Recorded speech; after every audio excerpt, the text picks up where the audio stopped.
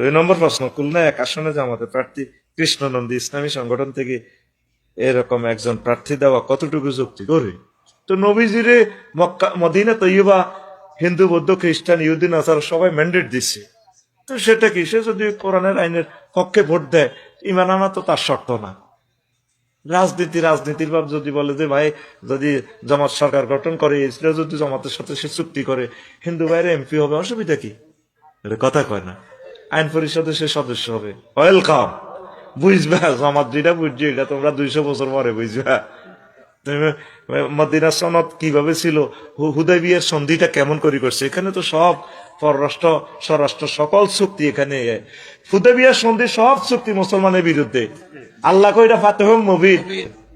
একবার এরা অমুক দলে হান্দায়, আরেকবার অমুক দলে হান্দায়, একবার এমনি হান্দায়।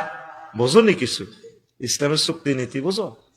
তোমার সাথে কেউ যদি হিন্দু বৌদ্ধ খ্রিস্টানরা যদি একমত হয়, স্যার আমরা ইসলাম কায়েমের পক্ষে আছি, আমরা আমাদের ধর্মীয় অধিকার চাই, নাগরিক অধিকার চাই, আলহামদুলিল্লাহ, আল্লাহ রসুল অধিকার দিছে না? কোরআনী হুকুমত কায়েম হলে তো ওনাদের অধিকার আরো সুপ্রতিষ্ঠিত হবে। আপনি তাদেরকে টাচ করার কোনো অধিকার নাই।